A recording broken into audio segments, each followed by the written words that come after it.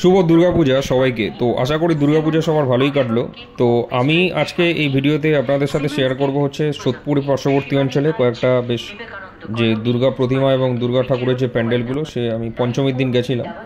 তো এগুলো আপনাদের আজকে দেখাবো, সে কোথায় কোথায় কী সেটা আপনারা দেখতে থাকুন।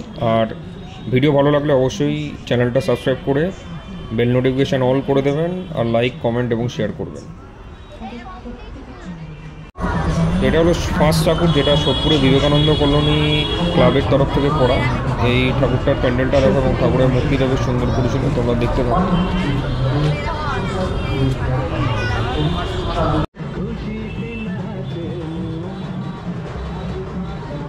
এটা হলো সোদপুরে বিডি রোডের পাশে অবস্থিত একটা ক্লাব, সঙ্গশ্রী ক্লাব, তার পক্ষ থেকে করা সহজ পাঠের থিমে করা। এটাও বেশ ভালো করেছিল।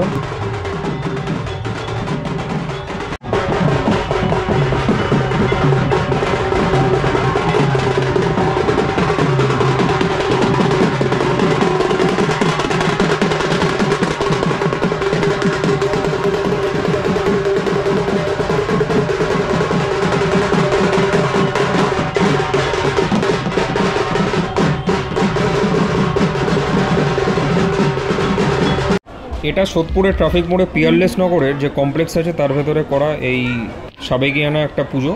এটাও বেশ ভালো ছিল, মূর্তিটা বেশ ভালো করেছিল।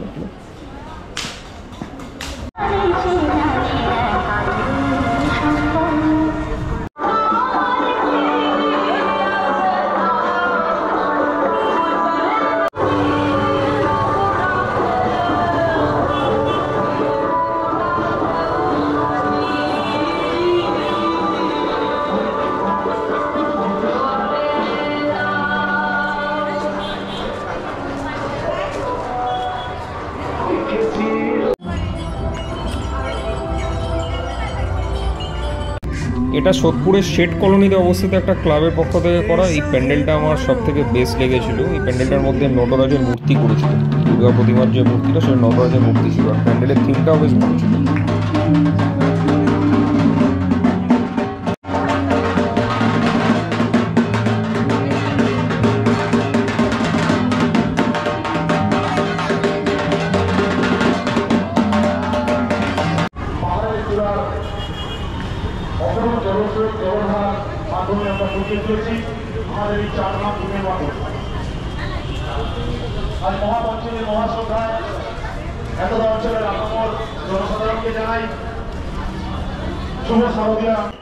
এটা হলো সোদপুরের শহীদ কলোনিতে অবস্থিত যে ক্লাব, সেই শহীদ কলোনি ক্লাবের পক্ষ থেকে করা। এই ক্লাবের পুজো প্রত্যেকবার খুব বিখ্যাত হয়, তো এবারও করেছিল চারধাম।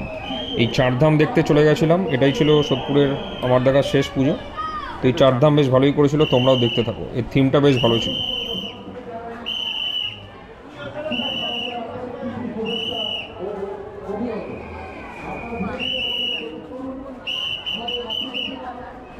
আসল কথা সত্যি।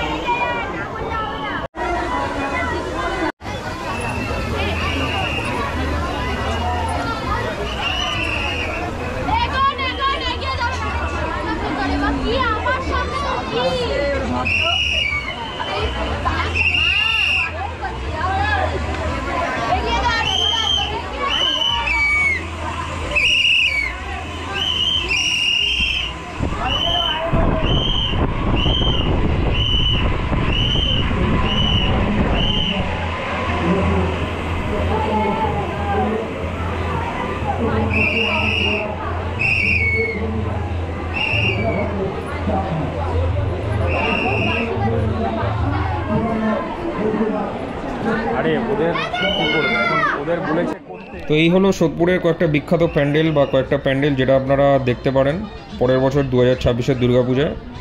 তো আশা করি এই প্যান্ডেলগুলো এবং ভিডিওটা ভালোই লাগলো, ভালো ক্যাপচার হয়েছে। আপনারা কেমন লাগলো জানাবেন কমেন্টও, আর চ্যানেলটা অবশ্যই সাবস্ক্রাইব করতে ভুলবেন না।